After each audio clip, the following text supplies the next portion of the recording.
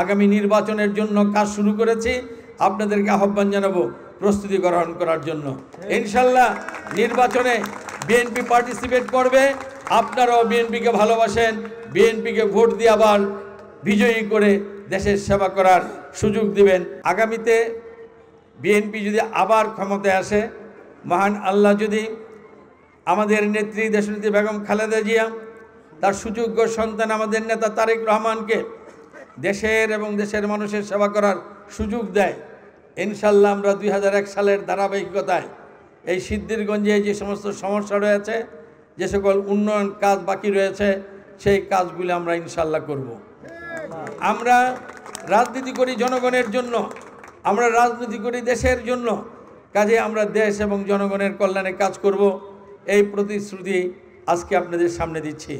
আমি আবার প্রিয় সহকর্মীদেরকে আবার ধন্যবাদ জানাচ্ছি যে শীতার্ত মানুষের মাঝে আজকে তারা কম্বল বিতরণ করবে। রাজনীতিবিদদের কাজই হওয়া উচিত এটা, কিভাবে মানুষের দুঃখ দুর্দশা দেখলে তার পাশে গিয়ে দাঁড়ানো যায়, কিভাবে তার উপকার করা যায়, কিভাবে তার সেবা করা যায়, এটাই হওয়া উচিত রাজনীতিবিদদের। আমি আশা করি এই সিদ্ধিরগঞ্জ থানা বিএনপি আমার প্রিয় সহকর্মীরা সব সময় জনগণের পাশে থাকবেন এবং জনগণের সুখ দুঃখের সাথী হবেন। আমি এখন আপনাদের সামনে বলতে চাই সিদ্ধিরগঞ্জকে নিয়ে কথা। আমরা এই সিদ্ধিরগঞ্জকে কেমন দেখতে চাই? আমরা এই সিদ্ধিরগঞ্জকে দেখতে চাই ভালো মানুষের নেতৃত্বে এই সিদ্ধিরগঞ্জ পরিচালিত হবে।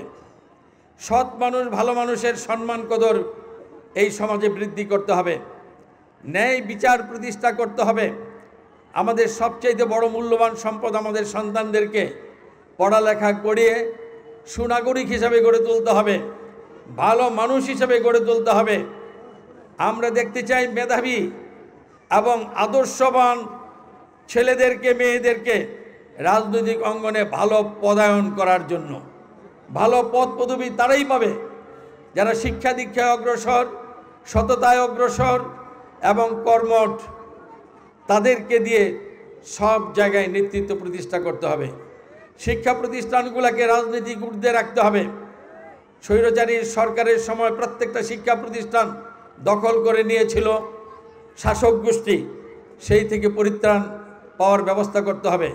যারা যোগ্য, যারা দক্ষ, যারা সততা এবং নিষ্ঠার সাথে আছে, তাদেরকে দিয়ে স্কুল, কলেজ, মাদ্রাসা, মসজিদ পরিচালনা করতে হবে। কোনো অপদার্থ, অযোগ্য, অশিক্ষিত, চরিত্রহীন, চরিত্রভ্রষ্ট মানুষ, তাদের দিয়ে এগুলা পরিচালনা করা যাবে না।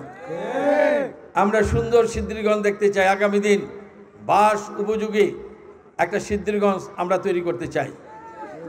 2001 সালে বিএনপি যখন ক্ষমতায় ছিল, আমরা এই গ্রামীণ অবস্থা থেকে উন্নতি করে সিদ্ধিরগঞ্জ পৌরসভা গঠন করেছিলাম।